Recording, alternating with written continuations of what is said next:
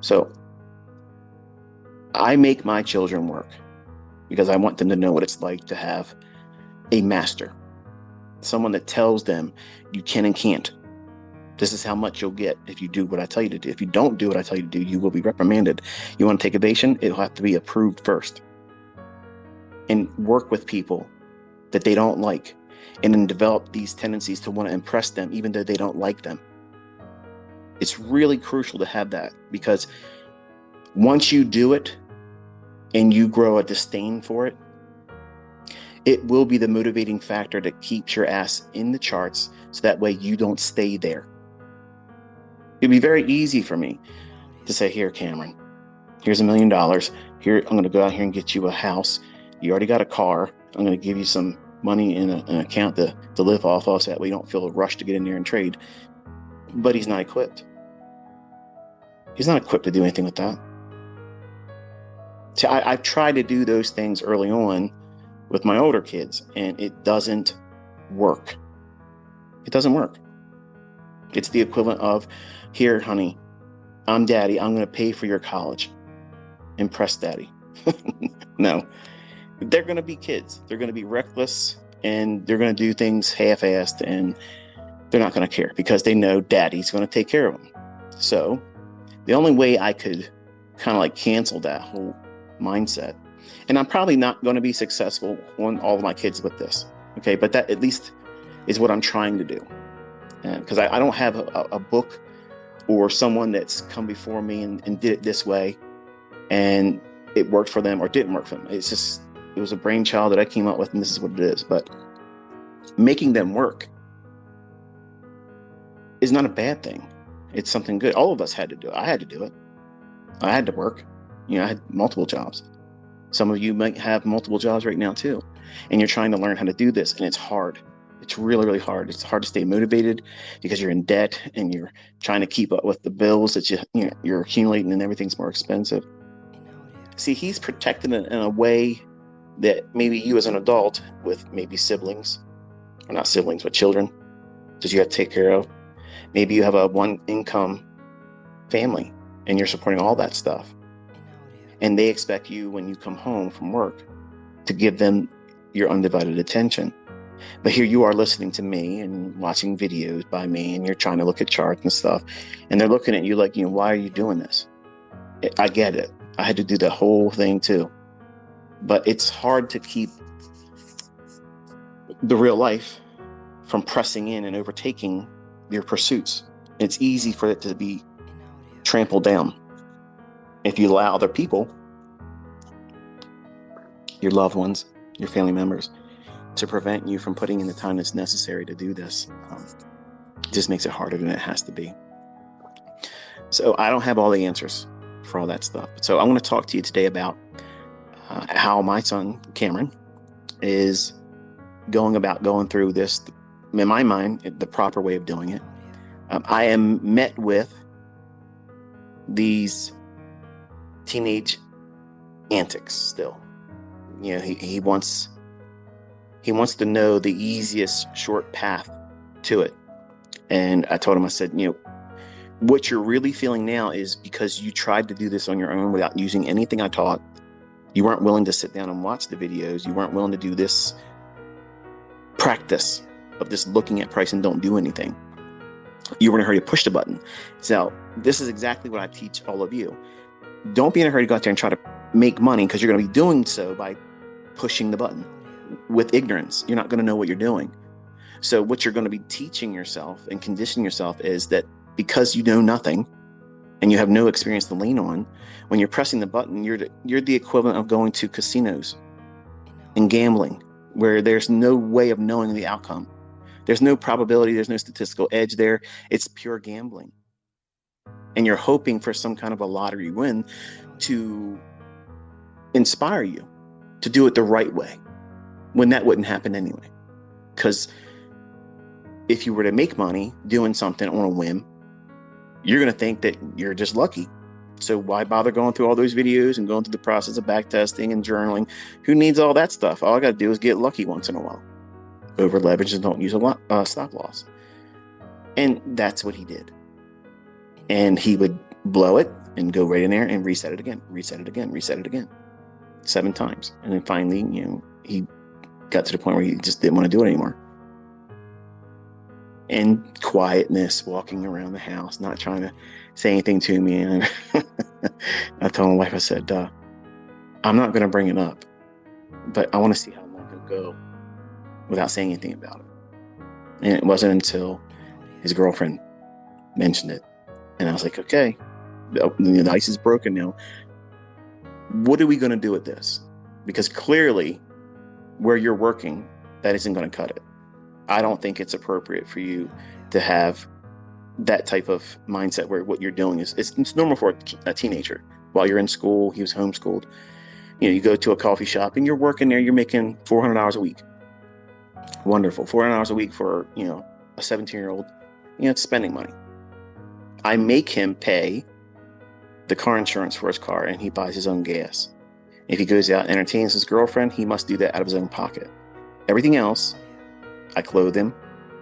I make sure everything that he needs as a member of our family, he has it at his disposal.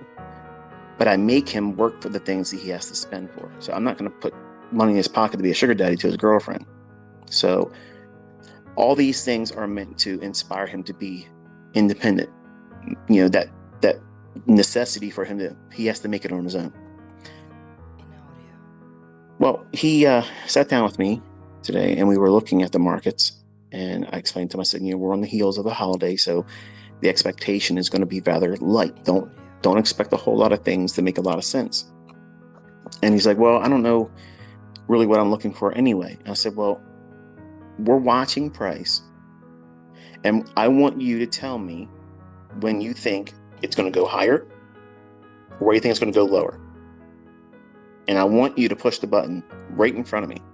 I don't want you to second guess it. I want you to, in your mind, know what it is that you think you expect. Not that you believe it's going to happen and you're not going to be right or wrong. It's what you feel, the impulsiveness inside you. What is telling you it's going to go higher or what's going to go lower? As soon as you push the button and you put a stop loss in there, I want to know where you think it's going and explain to me why you just did that. And we did this morning all throughout the lunch hour and into the afternoon. And a couple of the things that he did, obviously were way off. There was no reason for him to have done it. But I'm teaching him how to overcome fear of entering because he's afraid to do that. Now, sitting next to me, with me next to him, he didn't seem to have all that much of a uncertainty. He just, he was looking at it like it's a video game. Like I'm watching him play a video game because he could just re-up. In his mind, that's the mentality he had. I got dad next to me. If anything happens, I can do whatever I got to do to fix it. And I did it twice today. But his first trade, he got out and he went in, he went long, and he got $244 in the equivalence of, the movement. And I said to him, now think about this, son.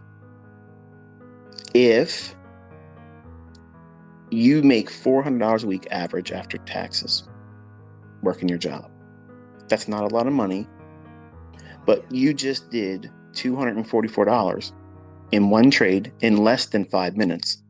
But you have to work all week and then wait till the following pay period to get that same $400 net pay. Which one makes sense? He goes, well, if I could do this just, once a day. I said, that's the right mindset. Now, did you get 5 points in that move? No. Did you go into that move with, I have to get a big, gigantic run for the whole day? No. You went in and you were looking for movement. You're expecting volatility. So the way you overcome the fear of getting into the marketplace is you have to, number one, desensitize yourself. That's the only thing I had to do for myself was I had to go in and press the button. I simply had to do it. And I did it with live money, which is the worst thing in the world to do because I didn't know if I was going to be right or wrong. And I was gambling with money I couldn't afford it. Like I was borrowing it against a credit card. Yeah, how about that? So I was a cowboy when I first started, an undercapitalized goober that had no idea what I was doing and trading with cash advances on credit cards. So that's the epitome of a noob. So trust me, I've been there. I know what some of the silly stuff you guys have done, taking chances and trying to do what you got to do to make it work. But then when you look back, you really didn't do all the best in terms of trying to make it work. You were simply gambling. So I told him today, I said,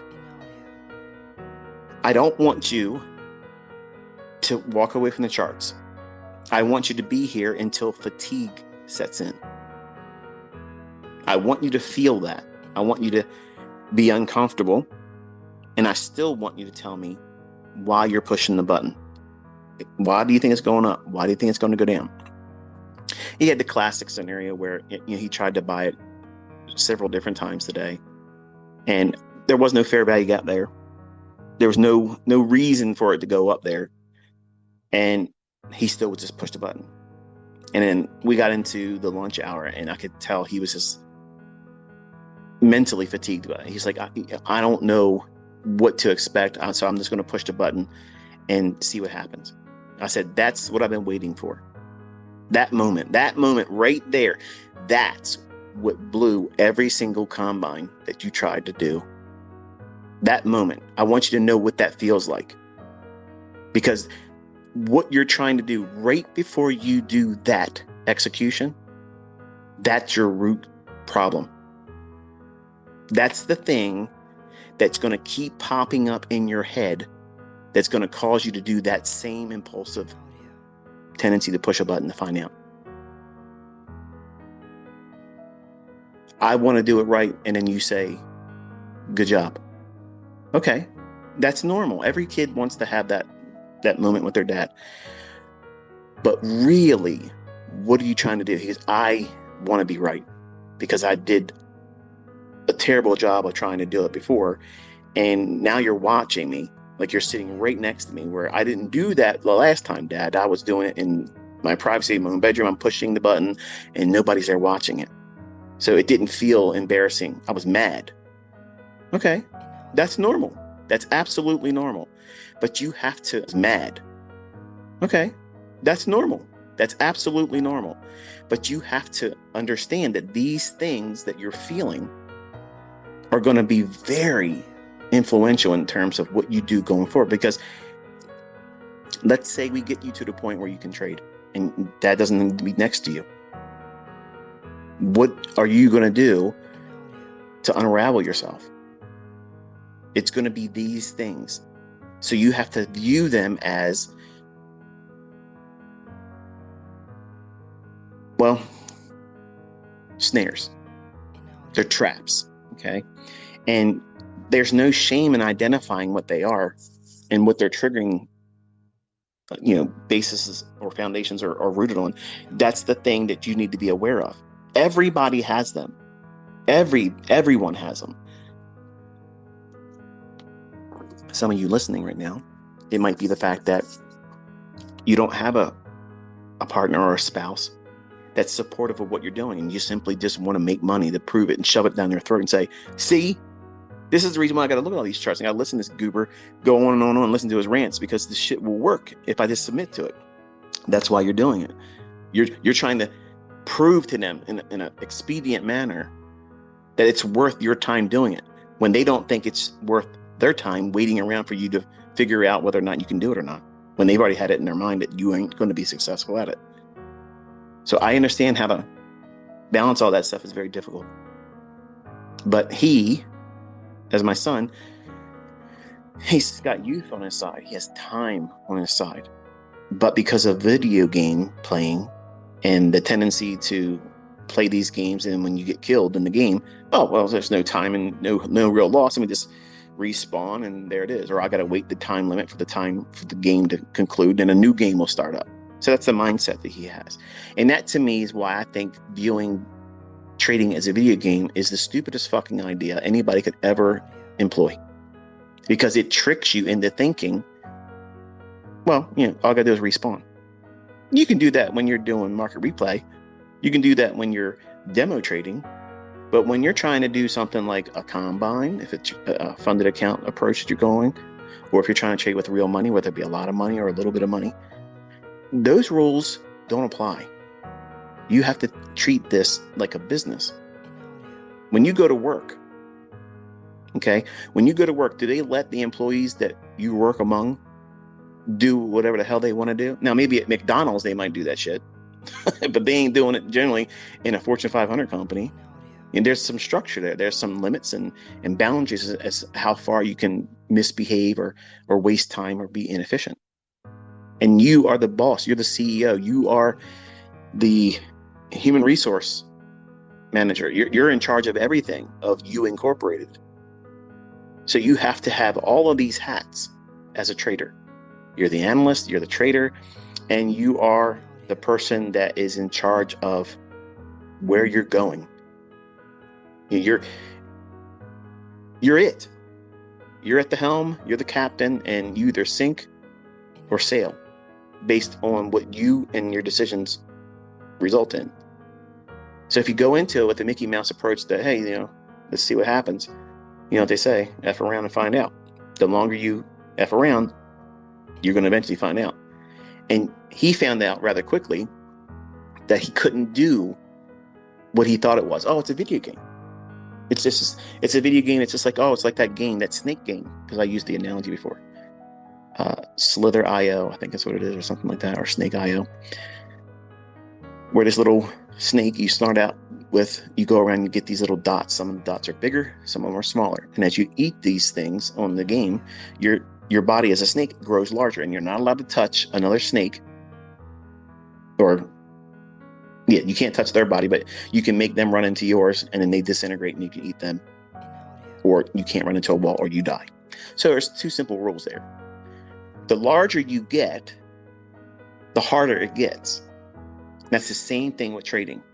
The things that you can do with a very small account, you can be very nimble with a very small account. Less than $50,000, less than $100,000. You can do a whole lot of stuff with an account like that.